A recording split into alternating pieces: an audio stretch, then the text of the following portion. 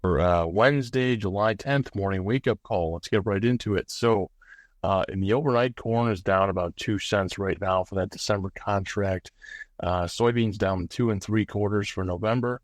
Wheat down 3, KC down about 5, and Minneapolis is down about 1.5 cents. While bean meal is up here a little bit, it's up about $1.40, and bean oil is relatively quiet, almost unchanged. It's up only about 6 cents. So the past few days, these grains have just been getting beat up, and I would expect that it is going to continue today. The funds have been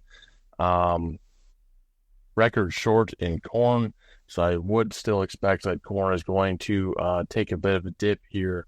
So at what point are people going to start going long? I know some people have been looking at buying some call options out in December and things like that to cover some short positions, but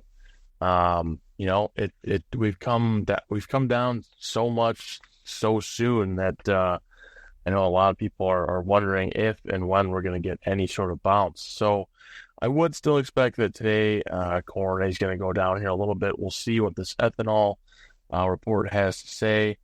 It's sort of been mixed here the last few weeks. So I think it's going to be relatively quiet. If anything, it might go down here a few cents today. So moving over to the beans. I think you're going to see a little bit of the same thing unless bean meal or bean oil can kind of do some of the heavy lifting. With beans being down 3 cents, we'll just have to see if meal can get any sort of strength, and maybe you could take the beans with them. But this is another market that has just been it's been getting beat up here this week. The funds have been beating it up. The weather has not been the friendliest either. There is a lot of rain in the forecast. And at this point, rain does make grain. So I would expect kind of the same thing unless bean meal or bean oil can help us out. And then moving over to the wheat, it's a bit of the same story.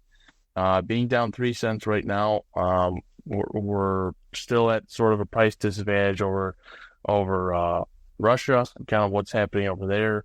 So we are at 592.5 for that December contract. So I would expect that there is a little bit of room left here to go lower. So I think that might be sort of what the day session brings us here today. Other than that, there's not a whole lot of news out there for wheat. We'll have to see what the exports bring for tomorrow, but that is kind of the main story right now, as there is still just a lot of harvest pressure on that market. So, for all of the grains, I would still expect that we might just see a slow grind a little bit lower. So moving over to the cattle, they're down $2 yesterday. And so this is something that I think a lot of people are expecting to get sort of bounce off of these levels that we're at. With August being at 182.35, I would like to see us get back up maybe $3 or $4 back up to that 186 level. Especially in October, I think that there is a little bit of room here to go higher. Box beef has been strong. Now, yesterday it wasn't the strongest, but that's one day out of very many. So just need to continue to watch box beef here and see if we can get back to 185 or 186. And then just moving over to the hogs, another market that there's just not a whole lot of news right now. There's still a lot of selling pressure going on. And seasonally, there was, it is the time that people are going to be selling that December contract. So, I don't think it's a bad time to be going long, but I think it's important that you know your risk in that market, because I think there are still going to be a lot of people that are going to be selling it. So for today, I think maybe we get some sort of bounce, but we will just have to see. So if anyone wants to reach me, feel free to call me directly at 815-578-6173.